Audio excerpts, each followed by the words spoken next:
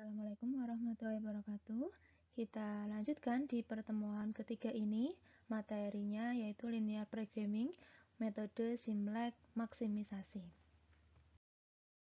Nah, sebelumnya kita tahu dulu pengertian dari metode Simulak itu apa. Jadi kalau kemarin kita sudah mempelajari linear programming dengan menggunakan metode grafik dan juga substitusi, hari ini kita belajar tentang metode Simulak.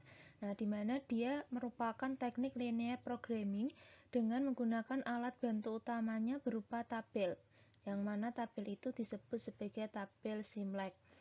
Nah, tabel Simulak ini digunakan untuk menyelesaikan masalah yang mempunyai variabel keputusan lebih dari 2, karena kolom tabel Simulak dapat dibuat lebih dari 2. Nah, jadi keunggulan dari Simulak ini ketika kita memiliki variabel keputusan lebih dari 2. Jadi kalau kemarin di metode grafik dan substitusi, variabel keputusannya ada 2 ya, ada patung, jumlah patung dan jumlah vas bunga. Nah, ini kalau lebih dia lebih baik menggunakan metode Simulak. Nah, nanti untuk contoh soal kita gunakan soal yang sama supaya kita tahu perbedaannya, tapi hasil yang diperoleh tetap sama seperti itu. Nah, di sini ada beberapa ketentuan standar untuk menyelesaikan linear programming dengan menggunakan Simulak.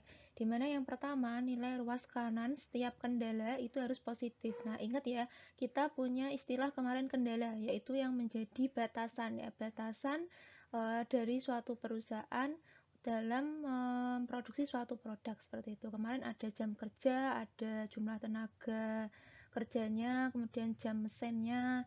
Nah, seperti itu, ada jumlah bahan baku seperti itu. Nah, itu menjadi kendala. Nah, ketika nilainya adalah negatif, maka kita harus mengubahnya menjadi positif, yaitu dengan cara mengkalikan angka min 1 seperti itu. Misal di sini kalau kendalanya berbentuknya seperti ini, 2x1 plus 3x2 kurang dari sama dengan min 30, maka di sini ada nilai yang minus. Untuk membuatnya menjadi positif, kita mengalihkan dengan angka min 1. Nah, yang dikalikan semuanya. Jadi 2x1 dikali min 1 menjadi min 2x1, 3x2 dikali min 2 menjadi min 3x2, min 30 dikali min 1 menjadi positif karena min ketemu min, sehingga di sini menjadi 30 positif. Nah, yang penting adalah ruas kanan ya. Ruas kanan ini berarti yang di sini. Itu harus positif. Kemudian standar yang kedua, semua kendala itu berbentuk persamaan. Jadi kemarin kita memberikan kodenya bisa kurang dari, bisa lebih dari. Nah, gitu kan. Nah, di sini ketika nilainya adalah kurang dari, maka akan kita ubah menjadi persamaan sama dengan dan menambahkan variabel semu atau kita singkat dengan lambang S1 di sini. Gitu. Nah, jadi yang awalnya 2x1 plus 3x2 kurang dari sama dengan 60 menjadi 2x1 plus 3x2 ditambah dengan tambahan variabel semu. Nah, ini S1 kita lambangkan untuk variabel semu pada kendala 1 seperti itu. Nah, ini yang kurang dari kita ubah menjadi sama dengan. Jika kendala berbentuk lebih dari, maka diubah jadi persamaan dengan cara mengurangkan dengan variabel semu. Jadi kalau yang tadi kita tulis di sini positif, S1 ini untuk yang bertanda kurang dari. Nah, untuk yang bertanda lebih dari, di sini kita beri tandanya adalah minus ya.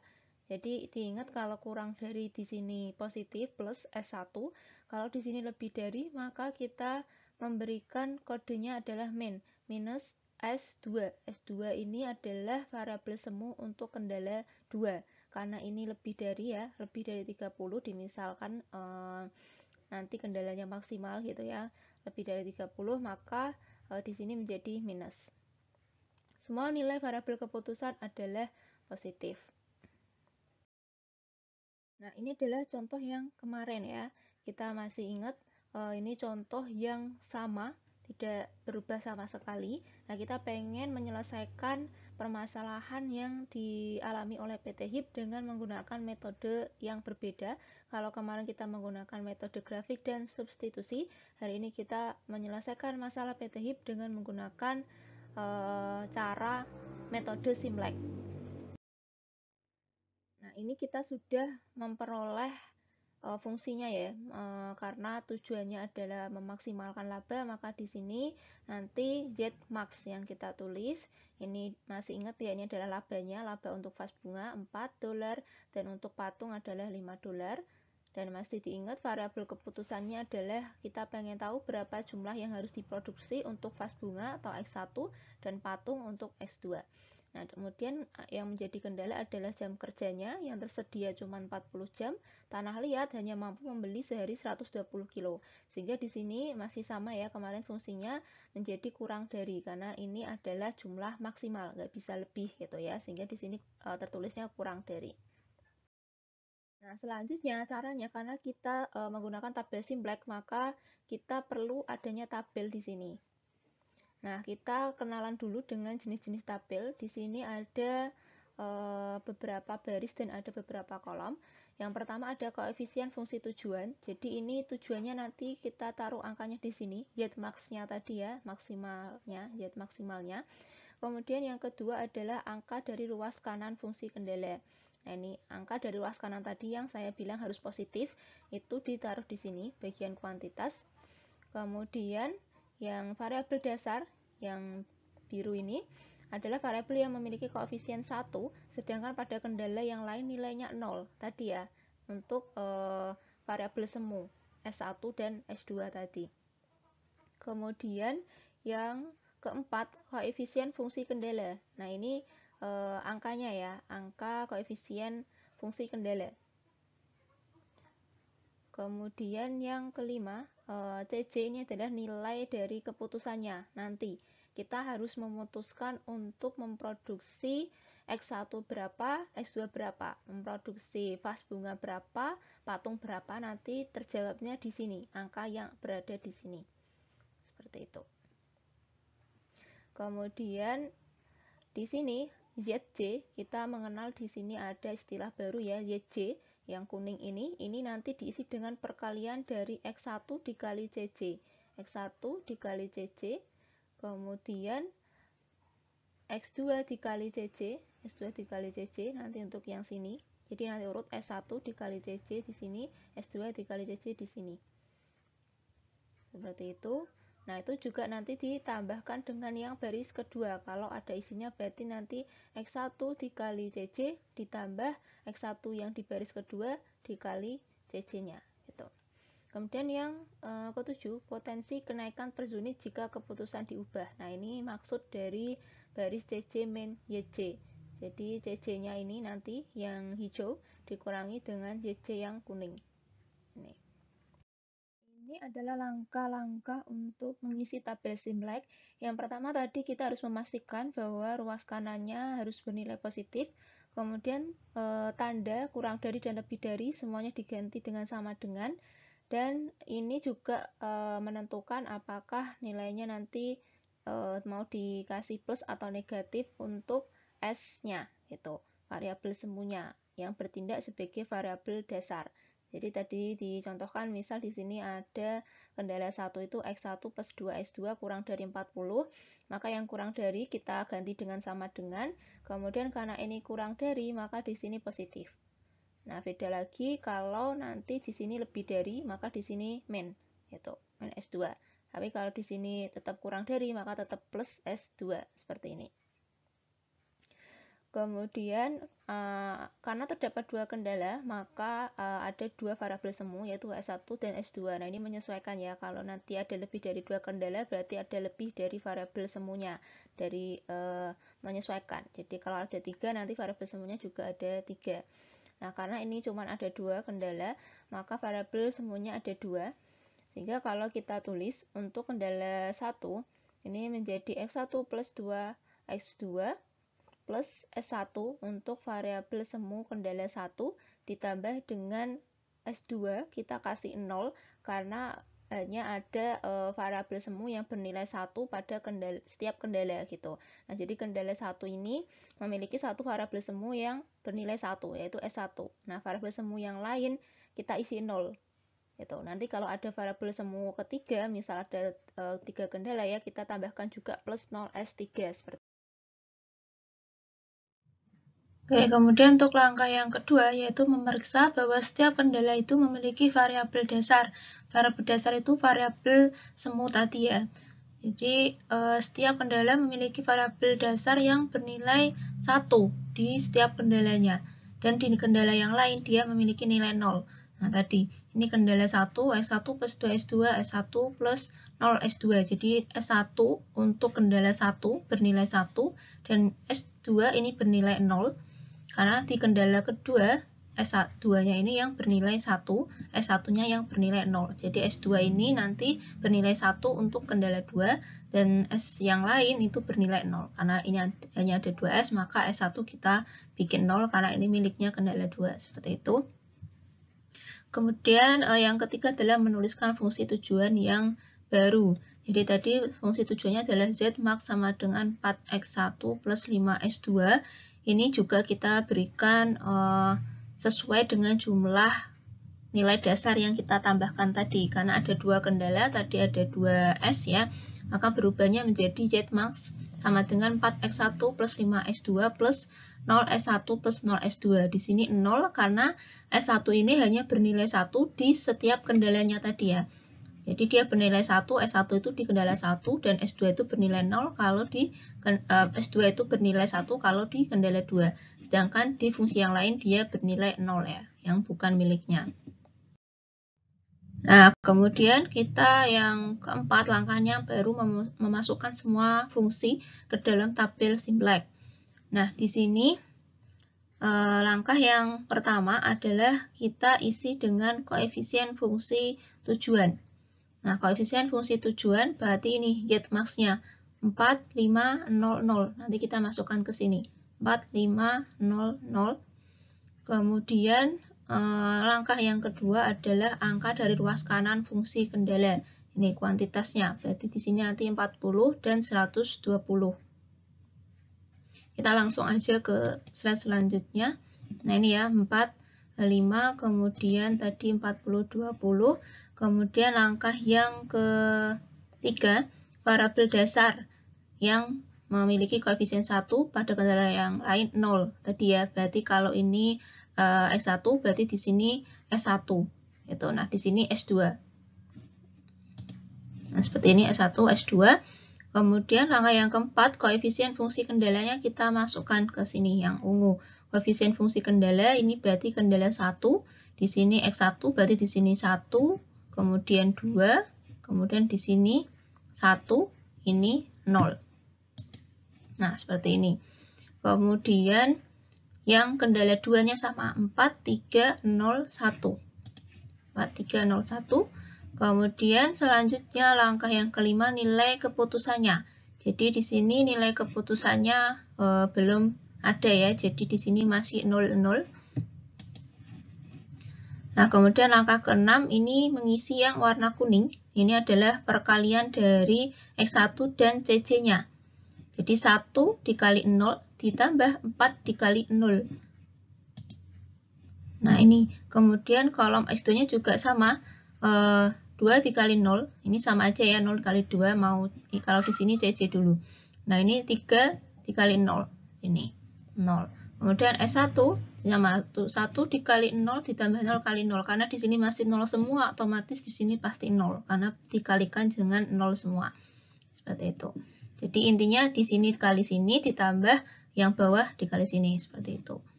Nah, S2 ya sama 0 dikali 0, terus ditambah dengan 0 dikali 1. Dikali 0 sama dengan 0. Kemudian langkahnya, karena tadi 0 semua, maka kita isi 0 semua. Kemudian kita isi untuk yang CC min YC. Ini ya, CC-nya 4. Karena ini 0, berarti kalau di sini dikurangi, semuanya nilainya sama dengan yang di atas. 4500. Oke, nah kita sudah punya angka seperti ini tadi. Kemudian langkahnya adalah untuk menentukan nilai dari variabel keputusan. Yang pertama kita menentukan kolom kunci. Kolom ya, kolom itu berarti ini, kolom. Ini kolom. Nah, kalau baris ini ke sini ya, row, baris. Nah, kalau ini kolom, yaitu kolom yang memiliki nilai terbesar pada CC min YC. Nah, kita pilih kolom yang memiliki nilai paling besar. Nah, di sini berarti ini, angka 5. Kita pilih nilai CC min YC terbesar, yang berarti variabel tersebut memiliki potensi untuk meningkatkan laba paling tinggi. Karena tadi tujuannya adalah memaksimalkan laba. Nah, ini ya, ini menjadi kolom kunci. Kenapa? Karena memiliki variabel dengan nilai terbesar CC min YC tadi 5 dibandingkan dengan yang lain. Jadi kita pilih kolom kuncinya itu yang memiliki CC min YC tertinggi. Ini 5. Karena samping-sampingnya 4, 0, dan 0. Otomatis ini menjadi kolom kunci. Kemudian langkah selanjutnya kita gantian menentukan baris kunci yang akan menjadi pemutar nanti, yaitu dengan cara memilih angka indeks positif yang terkecil. Jadi diingat angka indeks ini ya, indeks yang bernilai positif dan terkecil. Nah, rumus untuk mencari angka indeks adalah nilai dalam kolom kuantitas, ini ya, nilai dalam kolom kuantitas dibagi nilai dalam kunci. Nih, berarti 40 dibagi 2, 120 dibagi 3.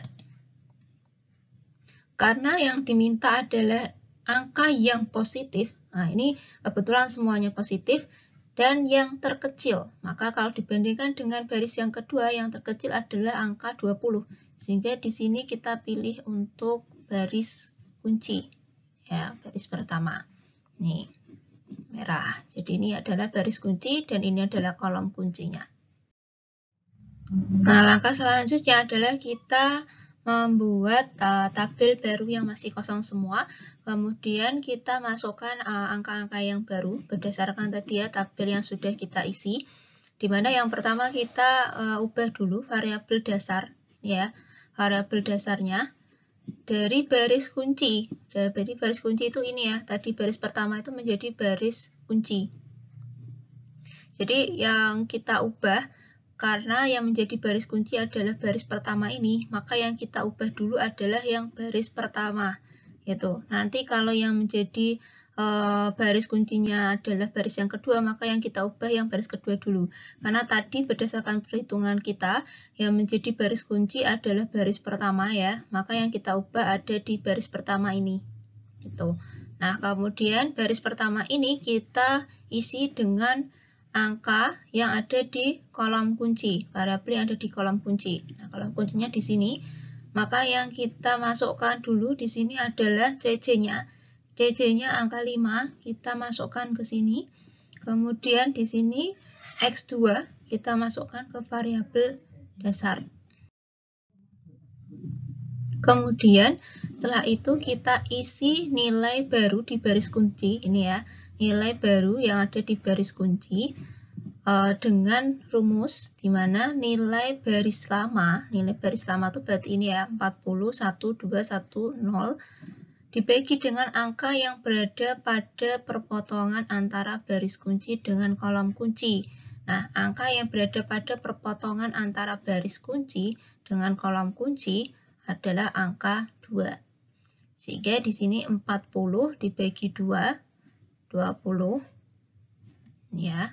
Kemudian 1 dibagi 2, 1 dibagi 2 0,5, 0,5, 2 dibagi 2 1, 1 dibagi 2 0,5, 1 dibagi 2 1 dibagi 2 0,5, kemudian 0 dibagi 2 0.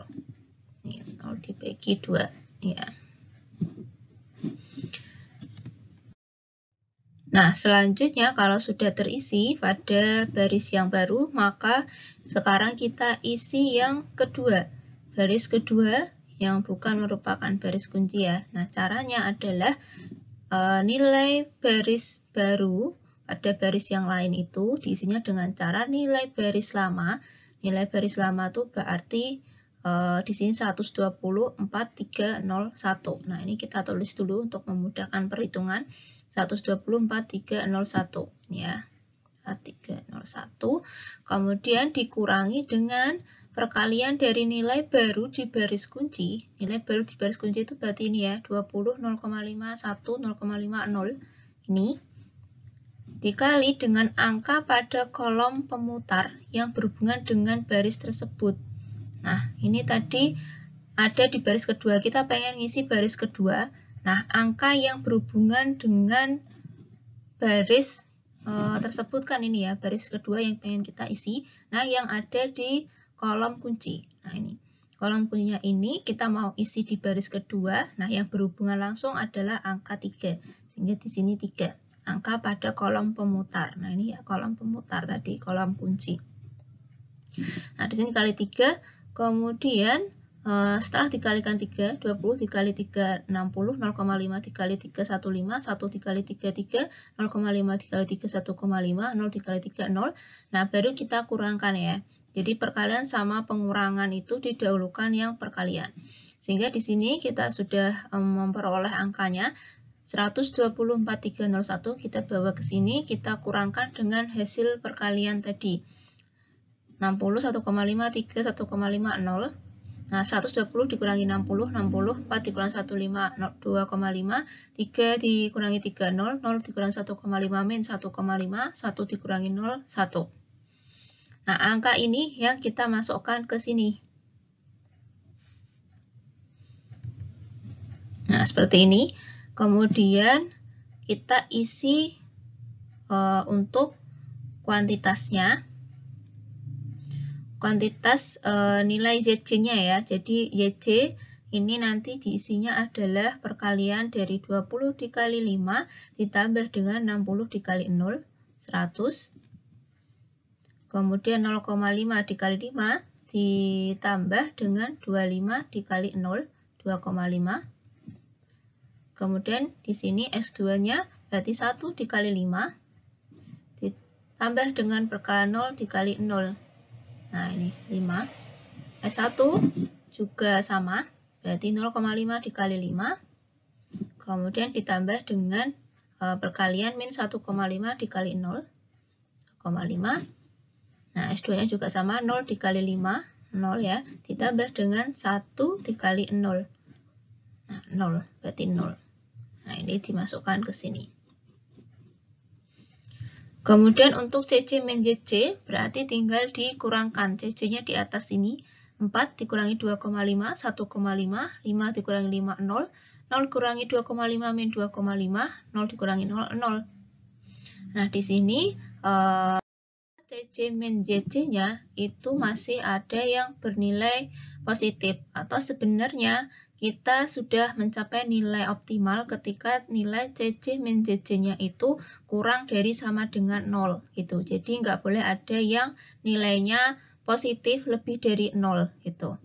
Nah, di sini masih ada angka 1,5. Nah, ini berarti nilainya masih ada yang positif gitu, lebih dari 0.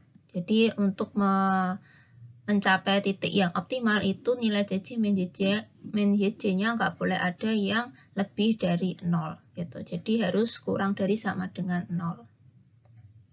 Selanjutnya karena ini masih ada yang positif di atas 0, maka kita lakukan lagi langkah yang sama seperti di awal sampai di sini angkanya semuanya kurang dari sama dengan 0. Gitu. Nah, sehingga di sini kita memulai untuk menentukan kolom kunci lagi ya, yaitu kolom yang memiliki nilai terbesar. Nah, nilai terbesar pada CC min YC-nya. Nah, tadi ini karena yang positif ini ya lebih dari 0, CC min YC-nya 1,5, maka otomatis ini kepilih menjadi kolom kuncinya. Setelah kita memilih kolom kunci, langkah selanjutnya kita memilih baris kuncinya. Baris kuncinya tadi kita masih ingat kita memilih nilai indeks yang positif terkecil. Caranya indeks masih ingat bahwa kita membagi angka yang ada di kuantitas ini dengan angka yang ada di kolom kunci. 20 dibagi 0,5 sama dengan 40, 60 dibagi 2,5, 24. Sehingga di sini yang semuanya positif, yang terkecil adalah di baris kedua. Nah, ini yang akan menjadi baris kunci. Nah, Nah, ini menjadi baris kunci. Kemudian langkah selanjutnya sama seperti kita masukkan ke dalam tabel yang masih kosong ya. Nah, ini di sini kita ubah untuk variabel dasar pada baris kedua. Kenapa baris kedua? Karena yang menjadi baris kunci tadi ya, setelah kita hitung yang memiliki indeks terkecil positif adalah di baris kedua. Sehingga kita di sini fokus ke baris kedua dengan kolom kuncinya ini gitu. Nah, di sini masih sama ya, 5S2 tadi yang kita ubah ke yang baris yang kedua yang kepilih jadi baris kunci. Nah, ini yang kita ubah nanti di sini. Nah, yang pertama kita ubah adalah kita ubah di sini nilainya dengan nilai yang ada di kolom kunci. Nah, ini 4 CC ya. CC-nya 4 kita masukkan ke sini, kemudian kita masukkan X1 ke sini. Setelah itu kita isi dengan baris kunci ini dengan angka yang baru. Caranya tadi masih ingat ya, untuk cara mengisi baris kunci angka yang baru itu adalah rumusnya nilai pada baris kunci yang lama, ini ya, 62,50 min 1,51, ini dibagi dengan angka yang berpotongan dengan baris dan kolom kunci. Di sini adalah 2,5. Sehingga di sini 60 dibagi 2,5, 24, nanti masuk ke sini. 24, kemudian 25 dibagi 25 sendiri, 1, 0 dibagi 25, 0, kemudian min 1,5 dibagi 2,5, min 0,6, 1 dibagi 2,5, 0,4. Nah, selanjutnya kita isi baris yang lain yang bukan baris kunci. Jadi baris yang lama, rumusnya ya, baris yang lama, berarti ini 20, 0,5, 1, 0,50, dikurangi dengan perkalian nilai baru di baris kunci, berarti ini 24, 1, 0, min 0,6, 0,4, dikali dengan angka yang ada pada kolom pemutar. Angka yang ada pada kolom pemutar pada baris tersebut, karena ini ada di baris pertama ya. Kita lihat tabel yang lama, baris yang lama, angka yang berpotongan dengan kolom kunci adalah 0,5. Ini ya maksudnya 0,5 ini, sehingga di sini dikalikan dengan angka pada baris yang lama yang berpotongan dengan kolom kunci, ini 0,5. Sehingga di sini 24 dikali 0,5, 12, 1 dikali 0,5, 0,5, 0 dikali 0,5, 0, min 0,6 dikali 0,5, min 0,3, 0,4 dikali 0,5, 0,2. Baru baris yang lama tadi, baris yang lama ini tadi ya, ini kita kurangkan dengan hasil perkalian yang kita sudah dapat, yaitu dari perkalian nilai baru di baris kunci dikali dengan angka kolom. Ini 12, 0,5, 0, min 0,3, 0,2. Ini dikurangkan, 20 dikurangi 12, 8, 0,5 dikurangi 0,5, 0, 1 dikurangi 0,1, 0,5 dikurangi min 0,3, 0,8, 0 dikurangi 0,12, min 0,2. Nah, ini dimasukkan ke baris yang lain yang di sini, di tabel yang baru. Nah, ini ya. Oke, nah selanjutnya kita isi dengan kolom YC-nya ini ya, dengan cara tadi mengalikan 8 kali 5 ditambah 24 dikali 4, ini 136. Kemudian ini juga sama pada kolom X1-nya, YC-nya berarti 0 dikali 5 ditambah 1 dikali 4, ini. Kemudian kolom ini juga sama, 1 dikali 5 ditambah 0 kali 4, nah, nilainya 5. Kemudian S1 juga sama ya, 0,8 dikali 5. Kemudian ditambah min 0,6 dikali 4. Nilainya 1,6. Kita masukkan ke sini. Dan ini juga sama, YC-nya min 0,2 dikali 5. Ditambah 0,4 dikali 4. Nah, ini nilainya 0,6 di sini. Oke, setelah itu nilai CC min YC-nya adalah CC di atas ini 4 dikurangi 4, 0, 5 kurangi 5, 0, 0 kurangi 1,6 min 1,6, 0 dikurangi 0,6 min 0,6. Nah, di sini semua nilai CC min CC-nya sudah kurang dari sama dengan 0 ya, nggak ada nilai yang lebih dari 0 atau yang positif seperti itu, sehingga ini sudah mencapai titik optimalnya, di mana di sini kita sudah bisa mengambil keputusan, yaitu PT HIP tadi sebaiknya memproduksi X1-nya sebanyak 24, X1 itu tadi pas bunga ya, nah dan yang X2-nya yang patung berjumlah 8 unit produksi untuk bisa memperoleh laba sebanyak 136 dolar. Gitu. Ini adalah laba maksimal yang bisa diperoleh yaitu dengan cara memproduksi tadi S1 fast sebanyak 24 unit dan patung sebanyak 8 unit. Nah, dari sini sudah ditemukan solusi ya untuk berapa unit yang harus diproduksi supaya bisa memperoleh laba yang maksimal. Oke, ini adalah contoh soalnya. Nah, silakan kalian kerjakan dengan menggunakan cara metode Simlab yang sudah kalian pelajari tadi. Oke, sekian dari saya. Terima kasih. Assalamualaikum warahmatullahi wabarakatuh.